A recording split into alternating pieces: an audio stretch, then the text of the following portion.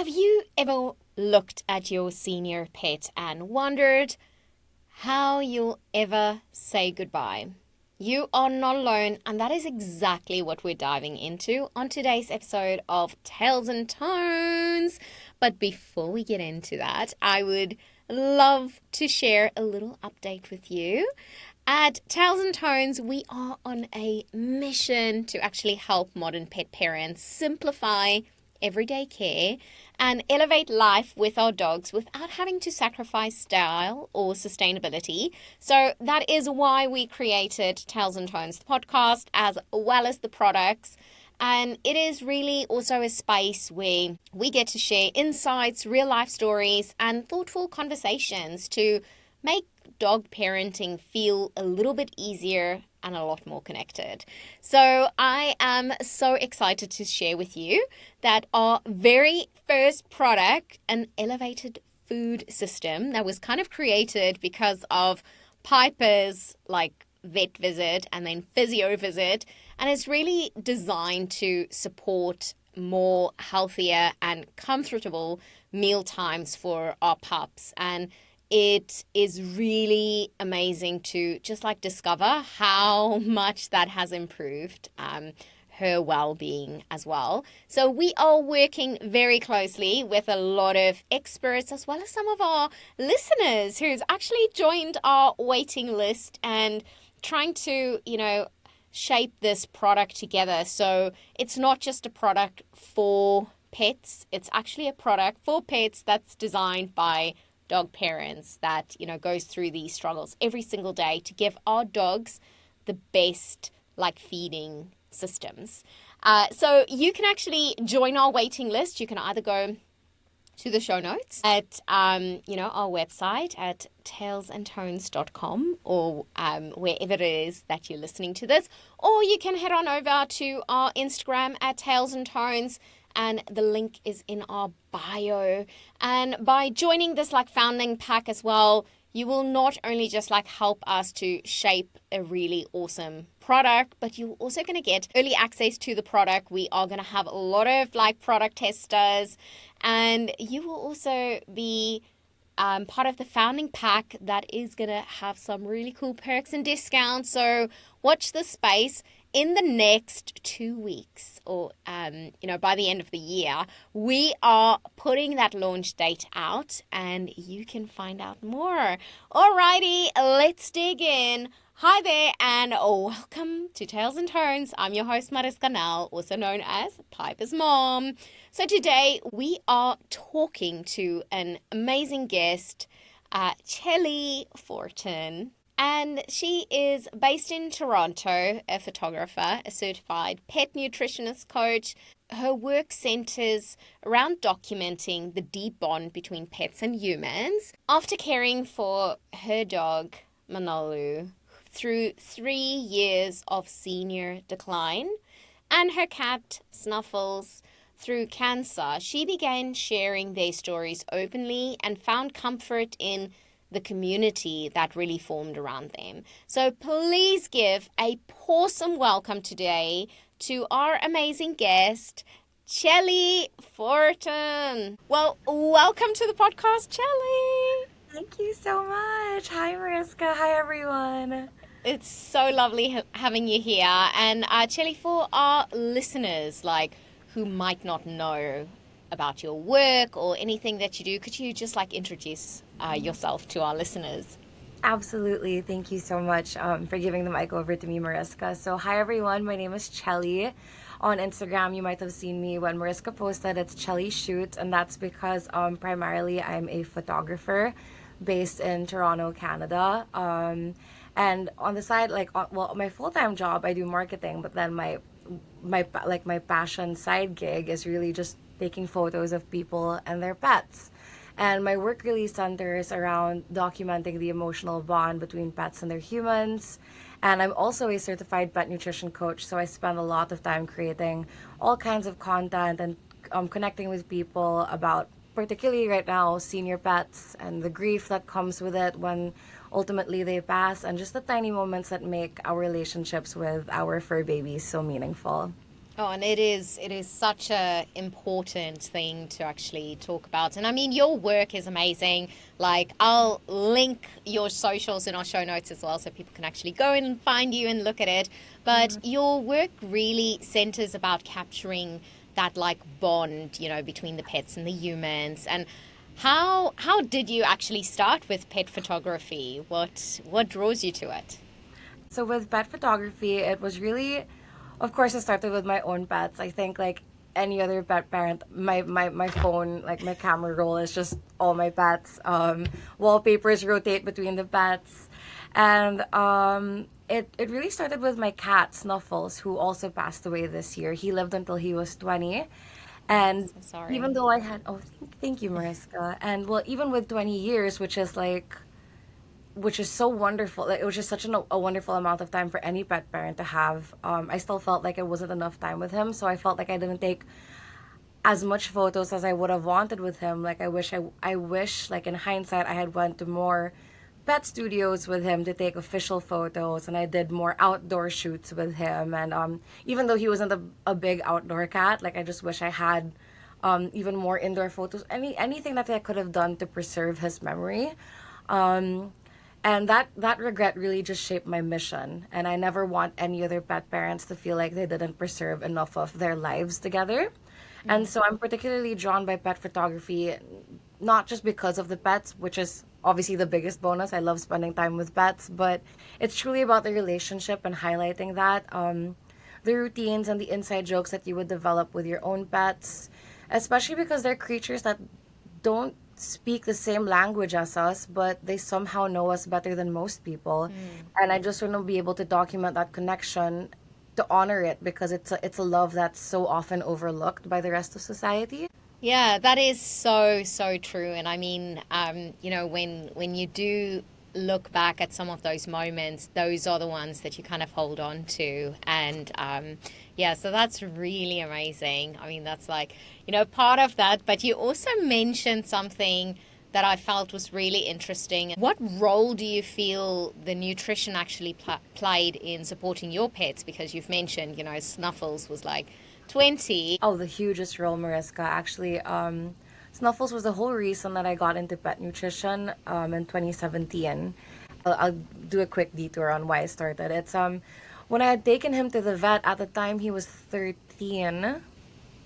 I want to say 13. Yeah, I brought him in, and our vet told us like he had unremarkable results, which is basically like a good thing in the medicine world, right? So he was basically healthy, and our vet was telling me and my family like, how were you guys able? They were asking us, how were you guys able to do this? Like, he's a senior cat who just shows no signs of aging on the health front. Like, he just had no comorbidities. He was doing great.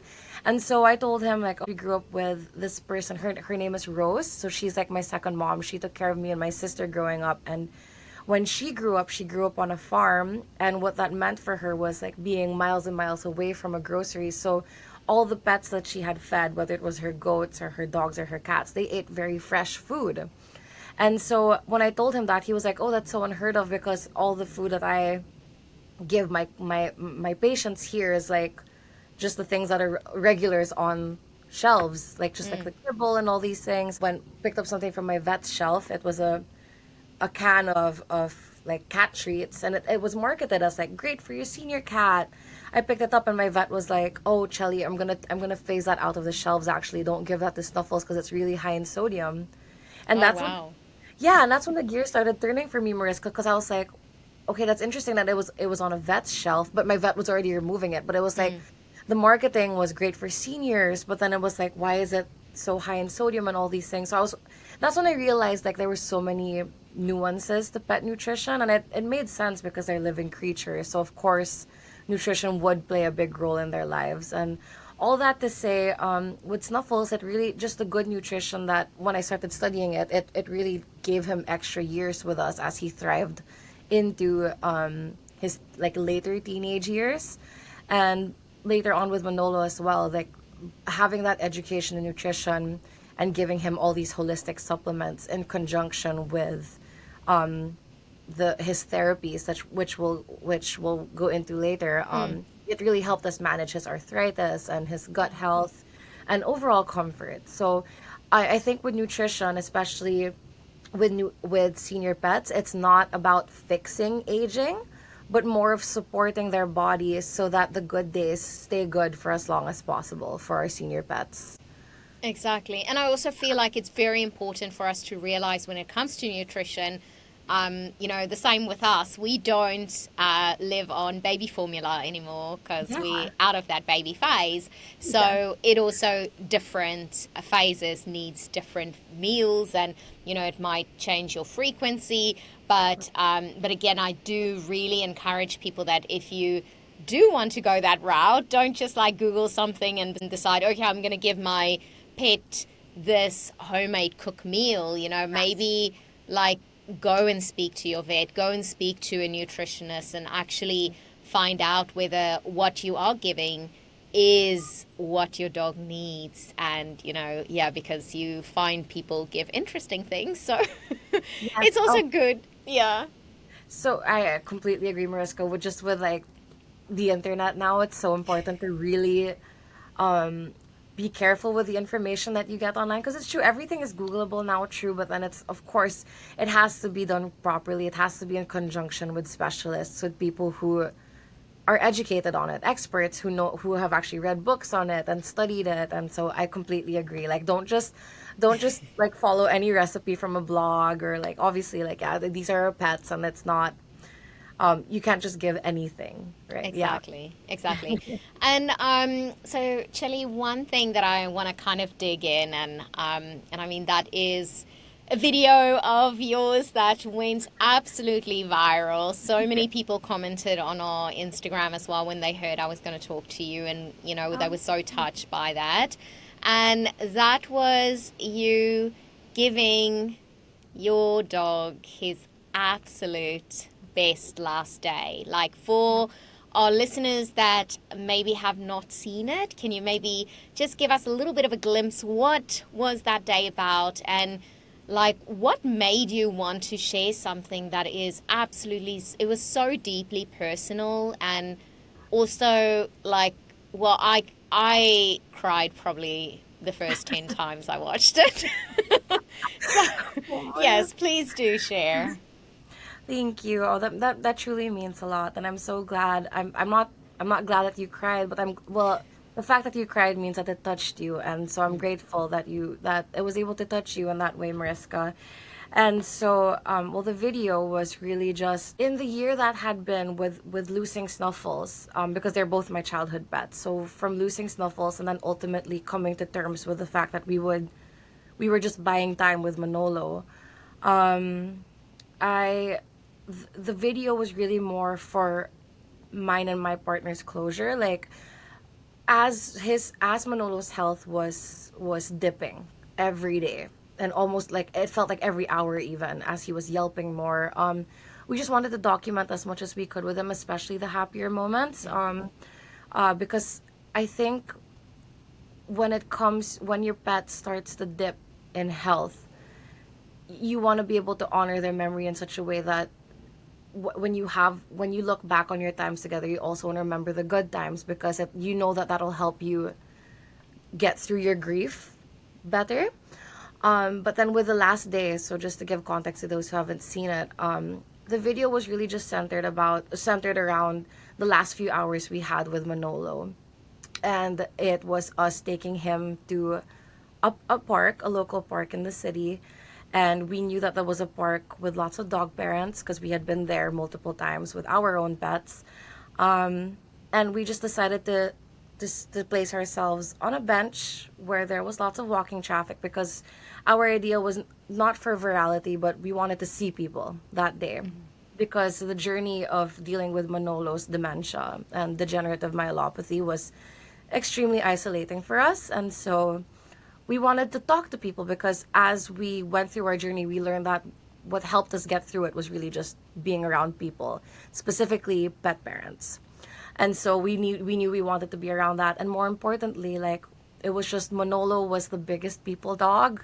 If for anyone that knew him, it's just every time we walked him, and even on his last few months when he was on a stroller, everyone just knew he was a people dog. They would stop to say hi to him, and it was his favorite thing being petted and like being cuddled by children. He was so gentle. So we thought that was the best way to honor our last few hours with him, just doing what he loved and us doing what we loved with him, watching him connect with Yeah. people and other pets. And so the video, we held up a sign that said, it's our dog's last day. Give us some advice and give him some treats. We brought lots. Aw. Yeah, and we didn't expect anything. There were some people that walked past and they said they were so sorry. And then other people ended up staying longer, which is the people that you will see that you guys saw on the video.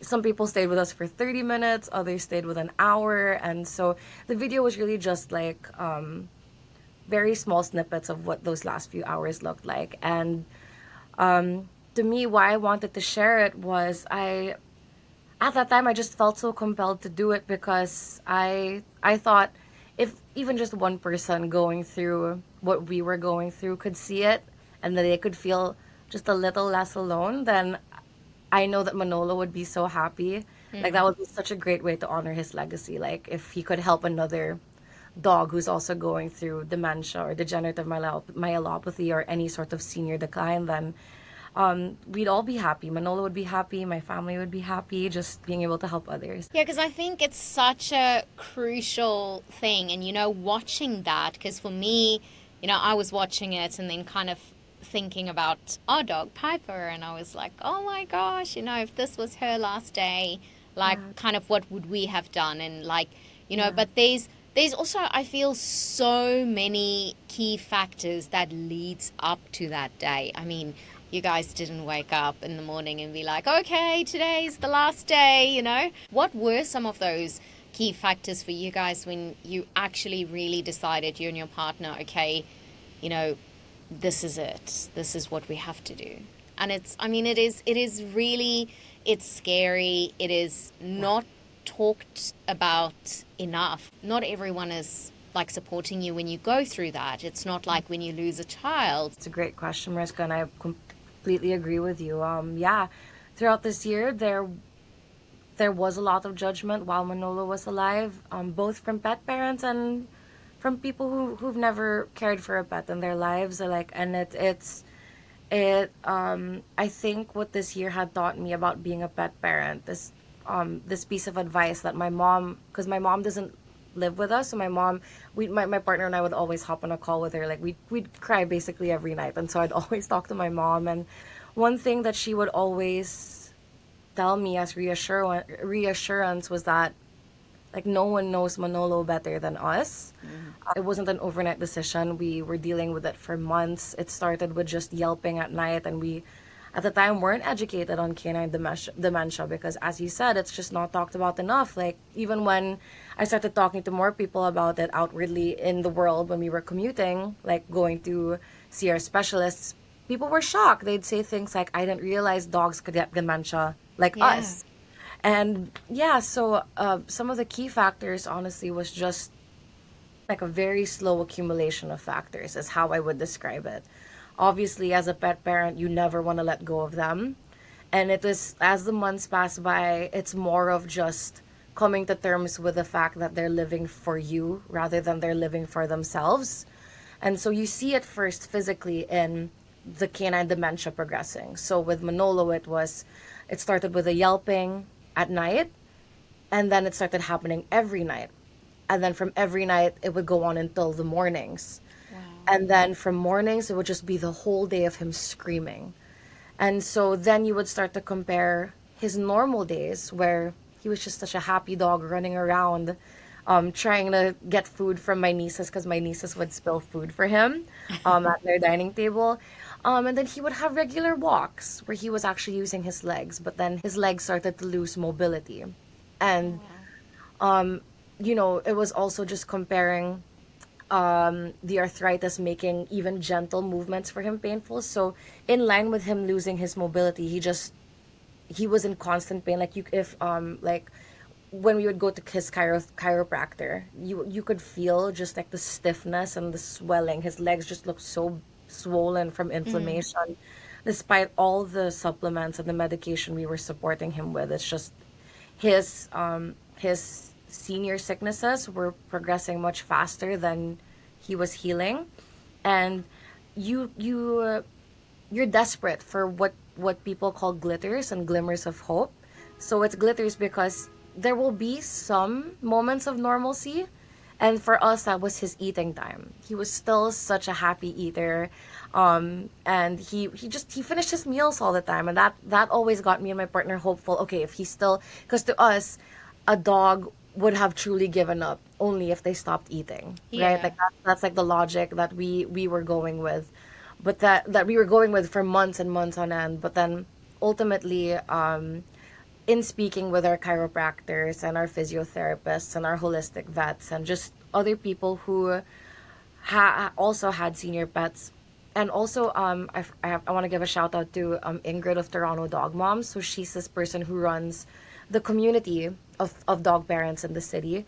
And I serendipitously hopped on a work call with her, what should have been a work call, um, being the person that she is. And most pet parents are like this, like, how are you? How's your dog? That's always like the first thing we Yeah. ask.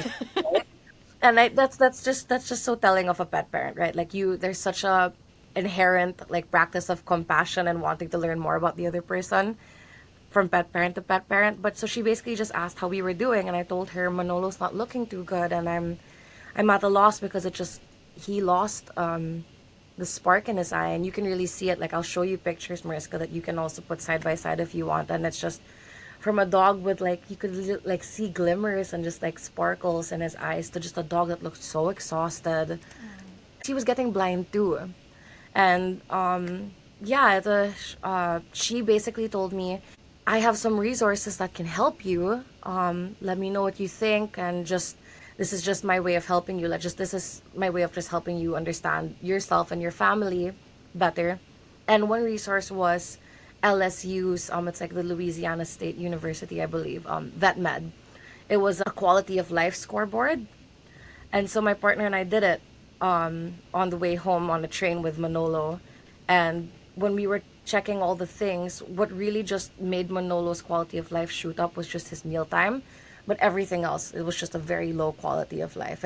And I also spoke to a dog behaviorist right around the same week. It was like the universe was sending us signs. He works in it's corporate canine therapy, so they bring service dogs to offices, and he was telling me that like he had this 15-year-old dog as well who ended up getting really severe arthritis, and he ended up not being able to walk anymore. And he said, think of the four favorite things that your dog loves to do the most, and if they can't even do three anymore, then they're not living a happy dog's life anymore. And for us, it was, Manolo loved eating. So, of course, there was still that.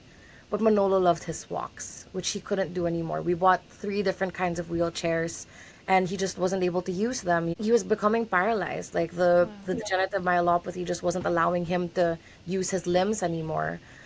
He loved looking at us. He loved seeing the world. He loved using his eyes. Like he's a dog that just loved being in the world and being around company, and the fact that he was going blind, that's just another thing, that's another piece of joy that was taken away from him. And you can just imagine what he must have been going through from being able to see things and being able to walk to just not being able to do anything. He was just kind Yeah. of and then the last thing was he loved, again, like being around company. He was losing his hearing as well, so that ties into just his love of being around company, being around people. He looked so scared all the time that there were videos where he would just be moving his head so frantically trying to figure out. It's like you're put in like a sensory deprivation box is how my Yeah. partner would liken it to. And it's just like he doesn't know where he is because he's going deaf, he's going blind, and he can't even walk anymore. So And I think the dementia also, I mean, because yeah. my, grandmother had Oh,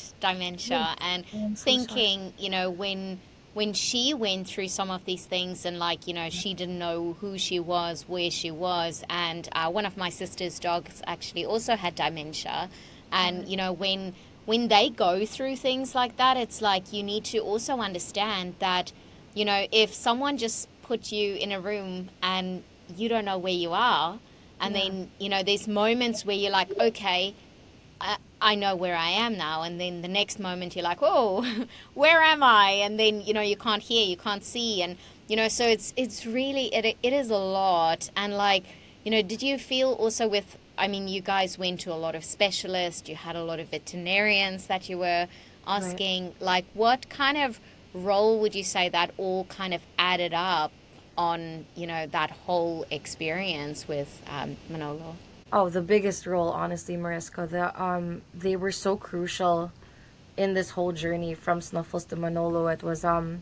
They were so incredibly supportive, and it was such a small community of people who knew what we were going through. It was really just our lives really revolved around work, and then managing Manolo's pain at home, and then every day it was either seeing the chiropractor or a physiotherapist or some sort of holistic vet or even an animal medium. We were so desperate to find solutions to just make Manolo more comfortable. They play the biggest role basically. They walked us through what dementia looks like and what degenerative myelopathy looks like. They educated us. We didn't know. Like Yeah.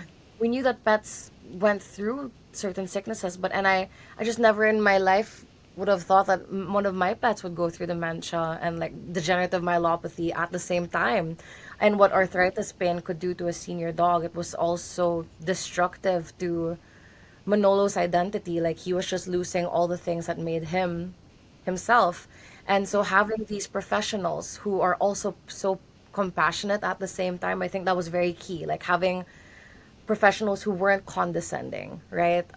Professionals who truly cared about us and Manolo especially, they confirmed what we were already seeing, and that helped us understand that in the end we weren't giving up on Manolo.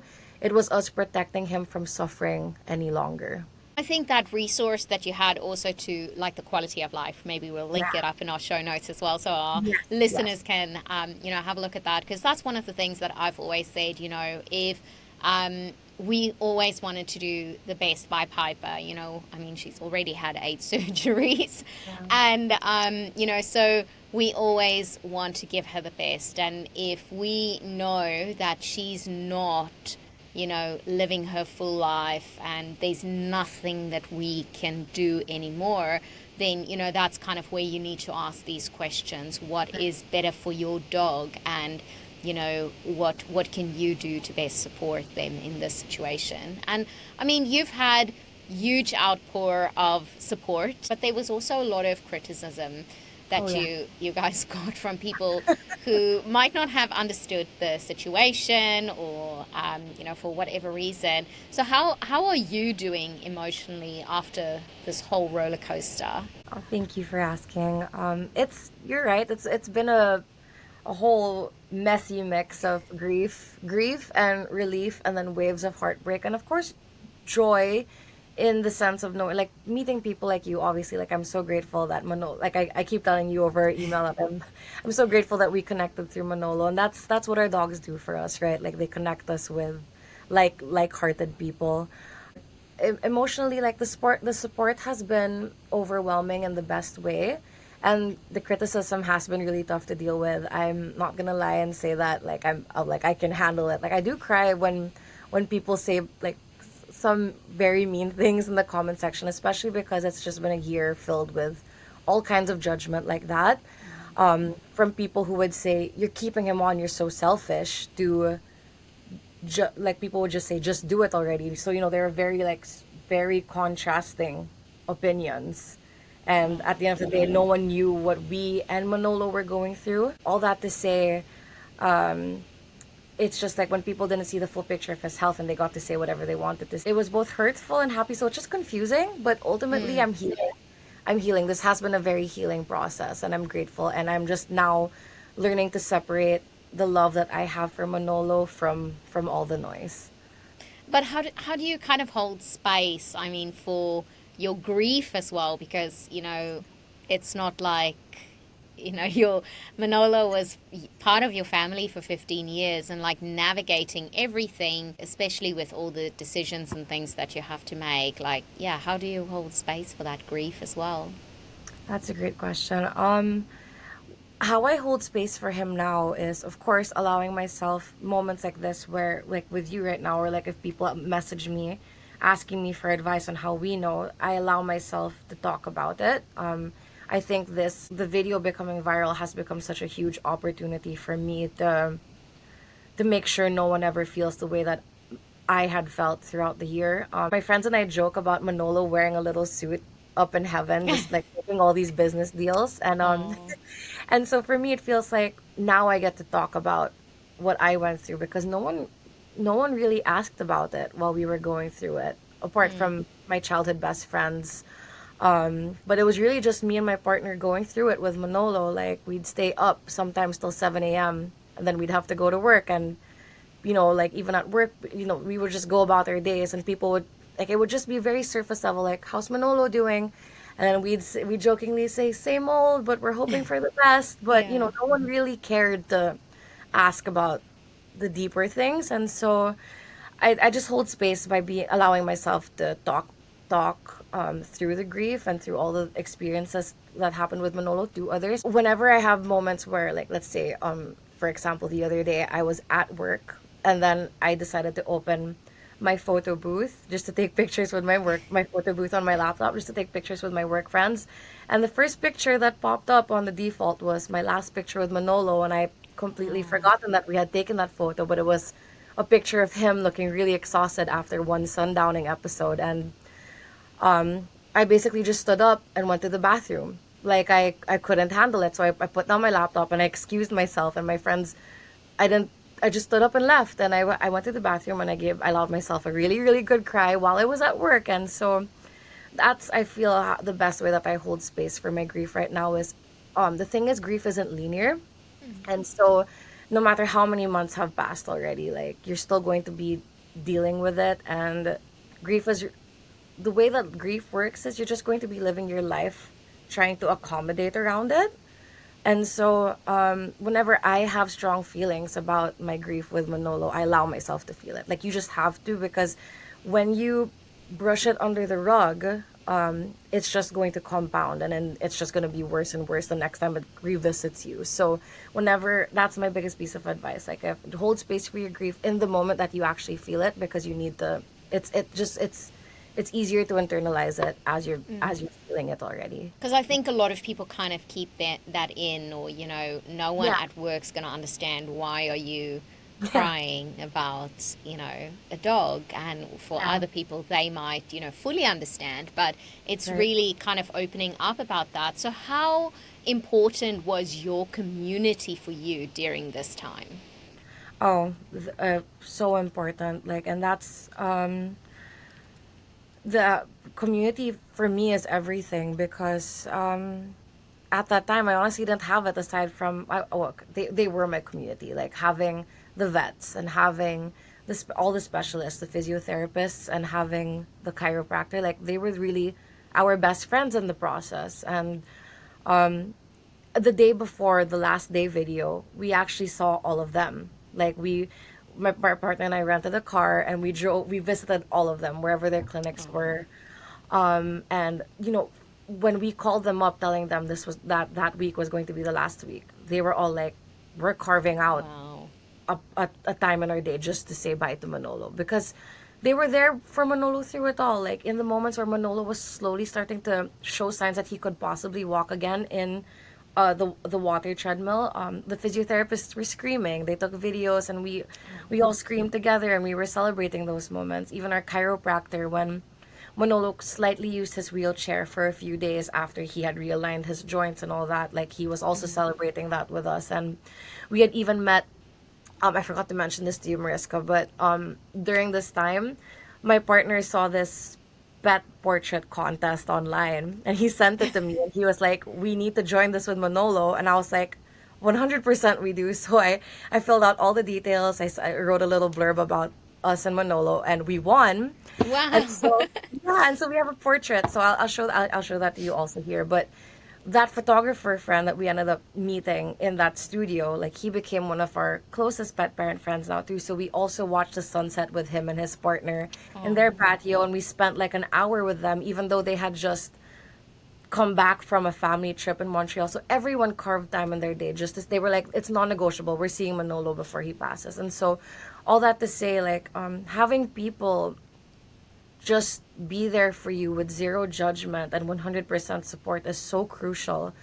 And so, it's everything, like just having people around you, because in a time that's so confusing and isolating, you really need to lean into other people. It's That's the magic of having community for sure. Exactly. And if someone, like is going through this now, like what would you say to that person that obviously might feel alone, they might feel judged, and they still caring for their senior pet and, going through all of that emotion? What would you say to them? Oh, I wish I could hug them. I feel like hugs is always the best. Like I love getting hugs from fellow pet parents.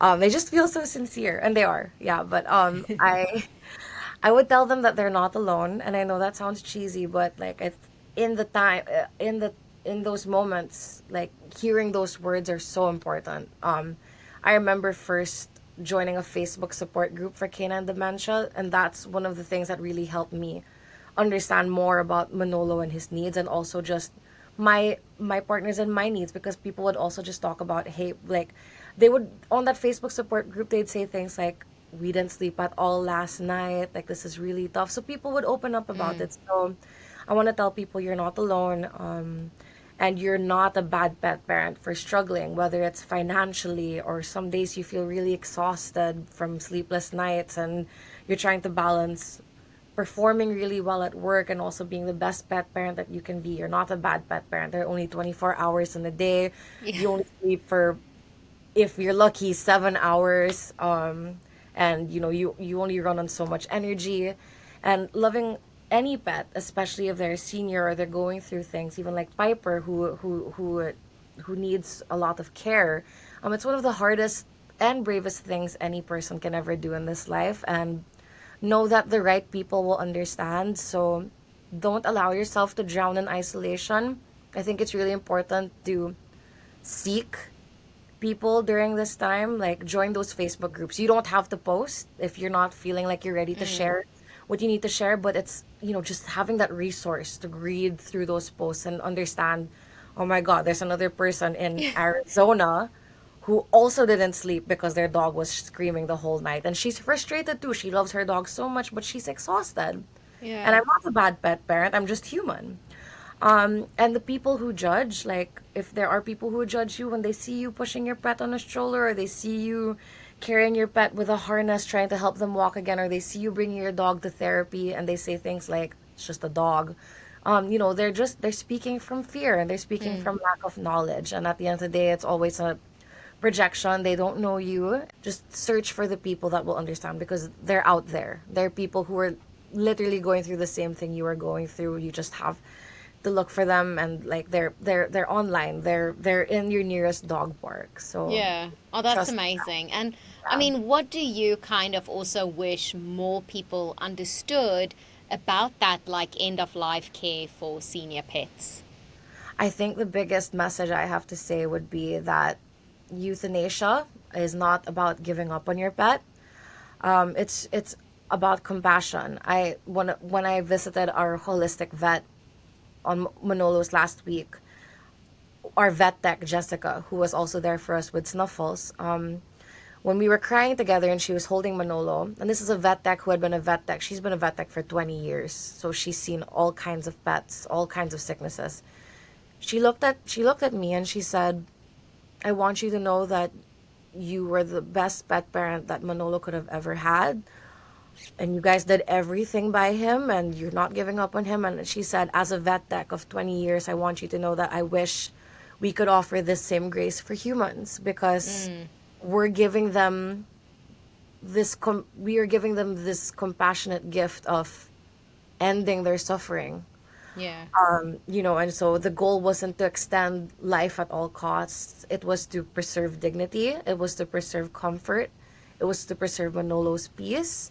And a good death is also part of a good life. I think people forget that, like euthanasia it's not murder.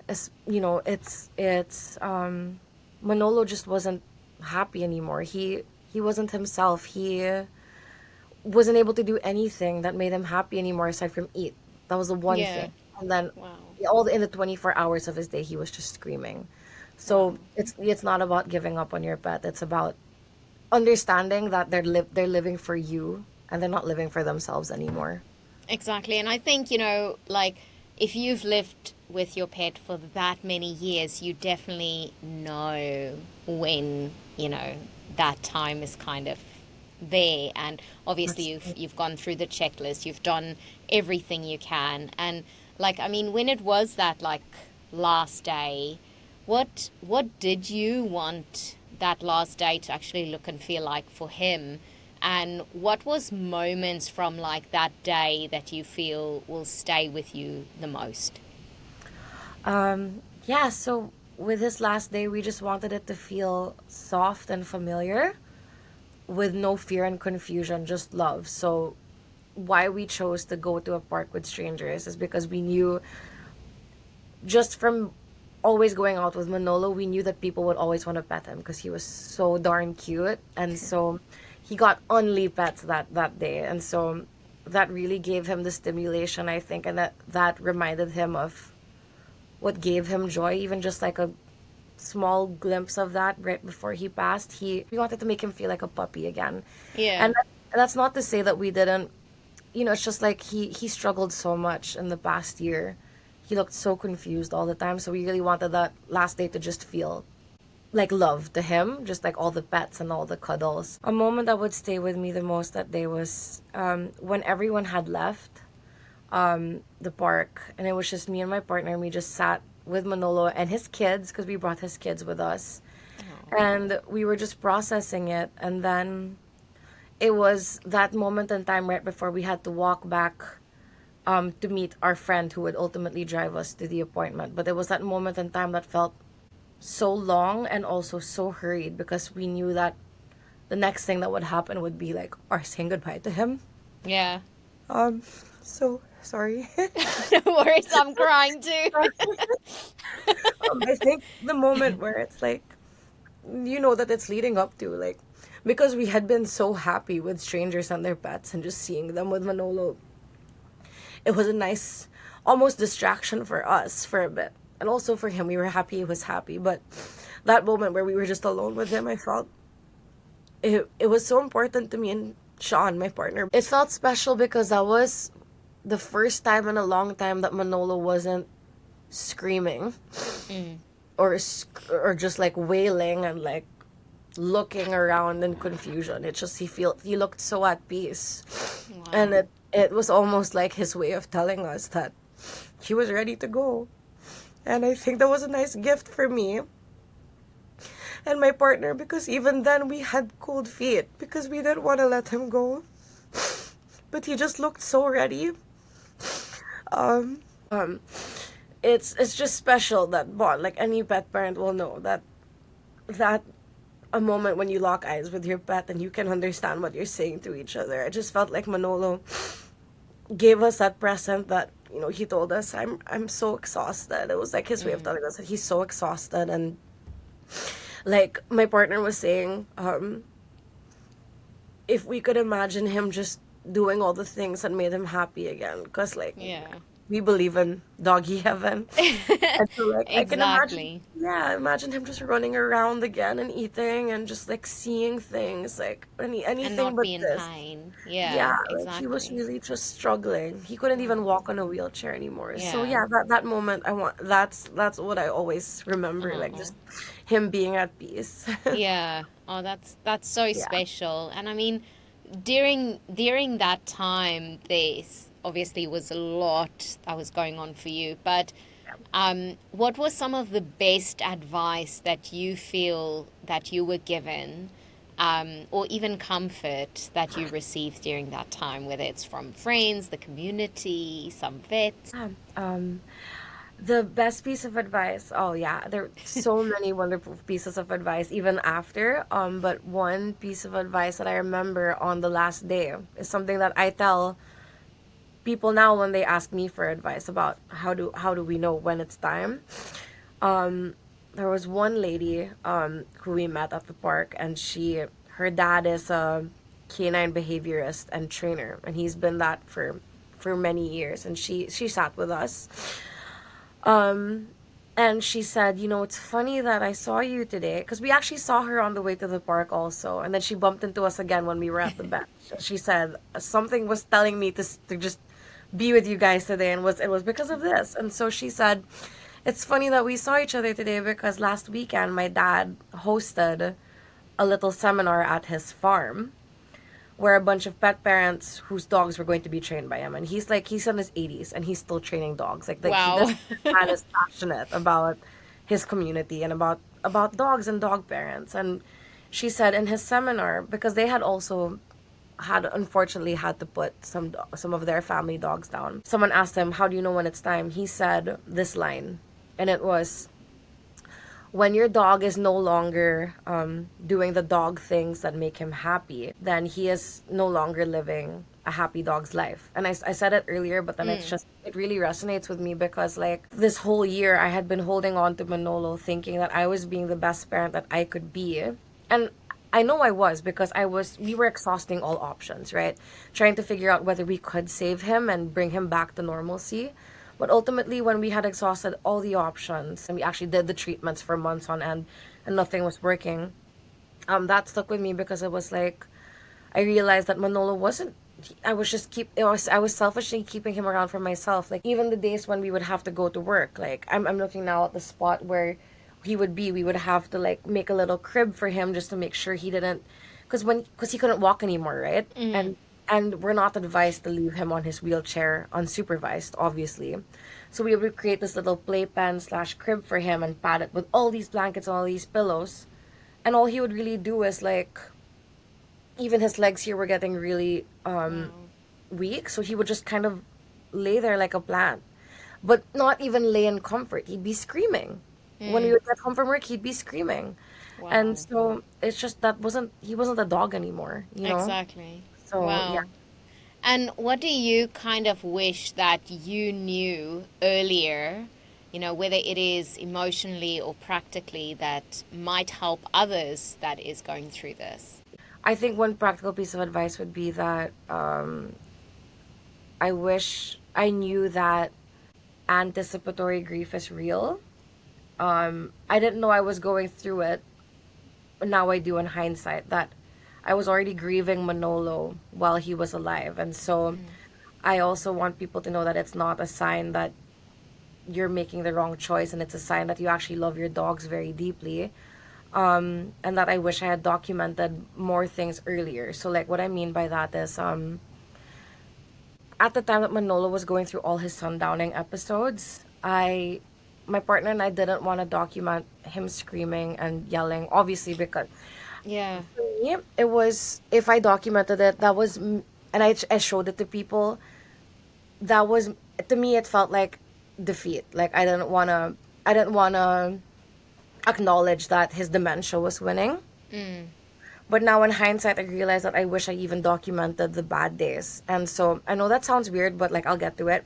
The reason why I wish I did is because, like, now that I know that there's a space for us to talk about this and people want to learn more about it, I wish I had even more footage just to show people, like, not to judge anyone who's going through it, because this Yeah. is a very real thing that both dogs and dog families go through. And we do need to keep talking about it some more, because, like, if we can just live in a world where everyone is kind to each other and takes the time to understand a person's story before saying hurtful things, then we'll live in a great world, right? Exactly. Yeah, like, And I that's, and I definitely feel, with community, that is such an important thing, because yeah, once you've got that community that is backing you, it's almost like you don't really care what other people are saying, because you right? have this community who has gone through this, who knows how, you might be feeling. Be kind, Yeah, because you never know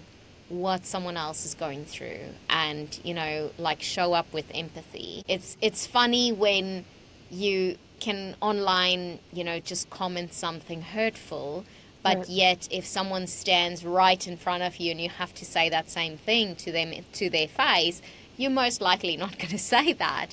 So yeah, I think it's just about showing up with kindness as well, and Yeah. yeah, I think that's so important. Yeah, Chelly, where can our Tales and Turns community actually find you? Oh, I agree, Mariska. I just wanted to say that was so beautifully said. So, but yeah, your community can find me at Chelly Shoot. So that's ChellylYShoots. That's where I'm posting about pet grief and also just my pet photography.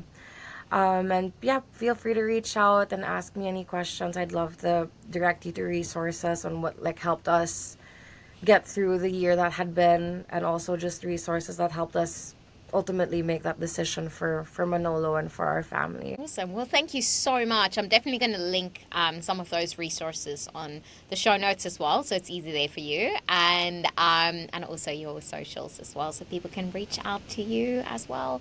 So thank you so much for sharing this, because I know it is hard, it is emotional. Like, I mean, goodness grief, I was crying in this episode as well. So thank you so much for coming and showing up and sharing this absolutely deeply personal experience with our community. That means so much to me, and thank you, Mariska, for creating this space for us to talk about this. It's truly special that you're doing this, because I feel like despite how big we are in number, the pet community, I feel like the rest of the world still doesn't understand us and doesn't understand the love and the pain that comes with being pet parents. Yeah, people judge us very quickly, and I'm glad that we get to continue discourse on it, because it's really important, and it's what we go through involves very real feelings with very real loving creatures that are just so innocent and so kind. And yeah, I'm grateful to be able to engage in discourse with you. Thank you so much, Chelly, for being on the podcast. It's really been amazing to learn more about your journey going through this. And I do hope that you feel a little bit more seen and a little bit more supported and a lot less alone, because loving our senior pets is really one of the greatest gifts that we can ever give. And it's also one of the hardest journeys that we have to walk. So if today's episode in any way actually spoke to you, please do, share it. And also, maybe there is someone that that is kind of going through this as well. As, with community, it is just like such an important role in, going through this. And it is so much rooted in compassion and, not to be judgmental, because a lot of the times we don't know what those people are going through and how hard it must be for them on a day-to-day to see their beloved pet that, their entire world has resolved around going through this as well. So thank you so much for listening. If you have got any questions, please do reach out. I'm always around on Tales and Tones on our Instagram, where every tale tells a story and every tone speaks from the heart. See you in the next one.